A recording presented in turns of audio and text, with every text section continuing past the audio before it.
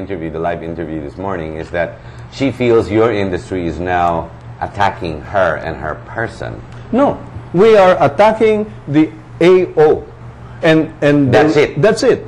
And the AO is draconian in nature, and the courts now agree with us that it is a draconian. One Manila trial court. Yes, and has granted a TRO. A TRO.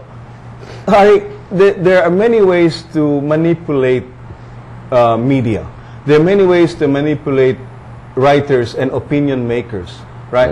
And there are many ways to manipulate the Filipino audience. Yes, yes. I was in a phone patch radio interview not too long ago, before the decision was made and handed out by the courts.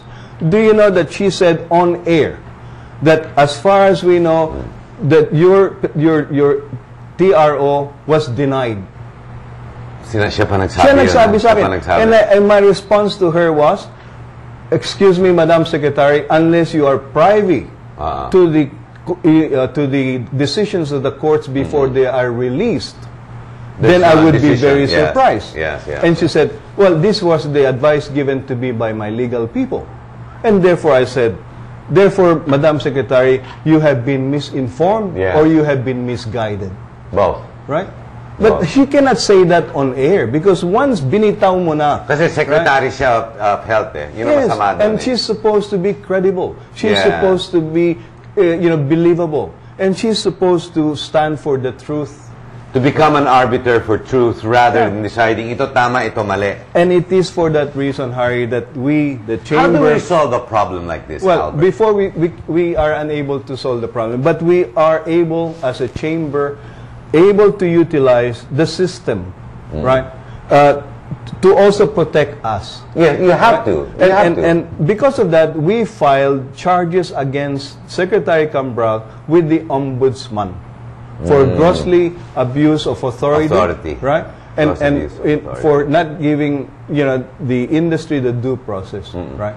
How do you solve a problem like this? Do you go to Congress? Do you go to the legislative?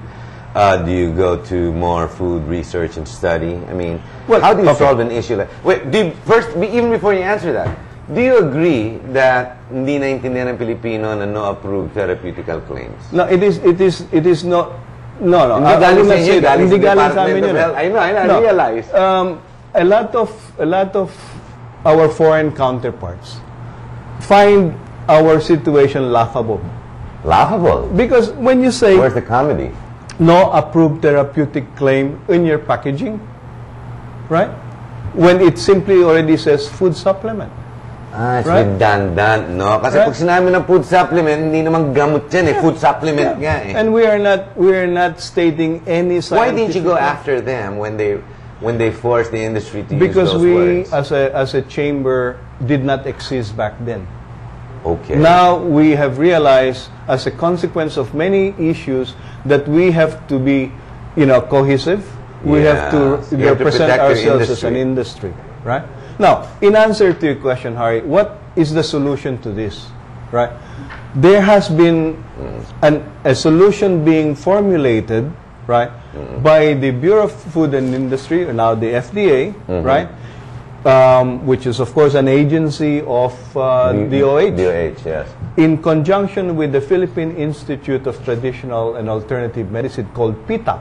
PITAC, yes. Okay. And they commissioned the University of the Philippines pharmacists, right? Branch or Department of Pharmacy for research and for the academe to become involved in the process of aligning the Traditional Medicines Act, Traditional Act, TAMA law, with the regulations of BFAD, which were not consistent with each other, right? All right. They were all over the place. Okay. Now, what so equalize the playing field. Yes, apply to make sure the regulations are consistent with whatever claims. Correct. And now that this document is actually finished, right? Yeah. It is ready to be presented by the academe to PITAC, of which the Secretary Cabral sits as the head of that board. we are now realizing that even that result and even that documentation is going to be compromised.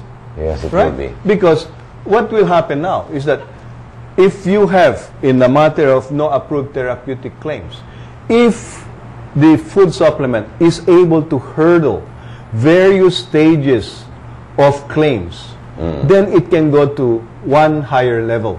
If you can then increase your scientific validation of what you're saying to another level, then you can go up and up. So you have different levels of claims that you can say, right? It is a matter of proving that what you're saying can be validated. Yeah, but you cannot just have a blanket. Sitting here and talking to you, I realized that you actually don't even need the no approved therapeutic claim. Nakalagay nga food supplement nga eh. Exactly. Right. Well, Albert, we've reached the end of the show very quickly, and I'd like to give you the opportunity to address the viewers as to how they should understand or how they should approach this issue now that it's becoming a top news and it's becoming a headline now. Maybe you should address them directly. Well, you have heard a lot of opinions. You have read a lot of writers put their cases forward as far as the herbal industry is concerned. And to a large extent, you know that whatever it is that is written can be influenced, can be massaged in such a way that it favors a certain viewpoint, right?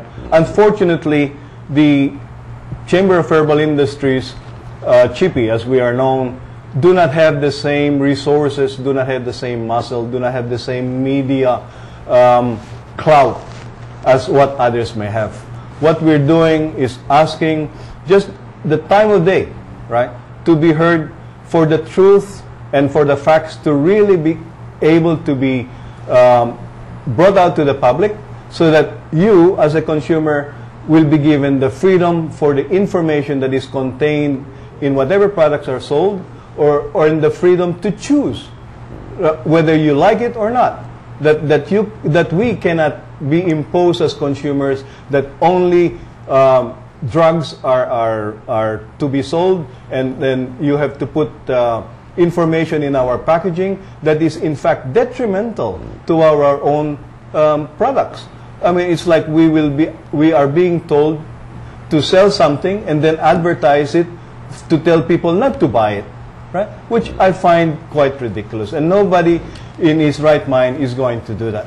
But it is that point in time where the herbal and food supplement industry is no longer the whipping boy for government officials to use as a stepping stone, right, for whatever agendas that they might have. And you know, we feel that it's time that we raise our voice, and we are also consumers, and we are also the Filipino people. Thank you very much, Albert. That's a very subtle way of putting it. Ladies and gentlemen, ito po yung pinag-uusapan natin. I've said this over and over again. In the news, it's exactly the same thing. When we deliver news that's incomplete or inaccurate or yung kulang-kulang, then iba ang message lumalabas. Very much the same thing. Here's an interpretation of what we call the law and how it's misinterpreted and how it can hurt a specific industry. Tama nga naman, ano?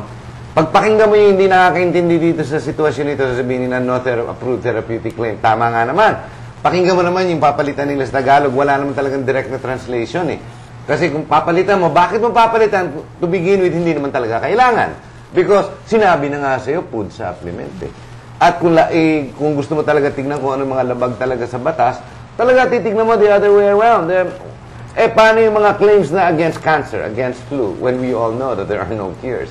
Either way, ladies and gentlemen, this is what we do here in GNN. We bring to you all the different facets and all the different points of views that are coming out to bring to you the other and the real issues so that the news becomes more accurate, more complete, so you will be more in the know. Stay with us. We have much more for you right here on GNN. Thank you very much, Albert. Thanks, Harry.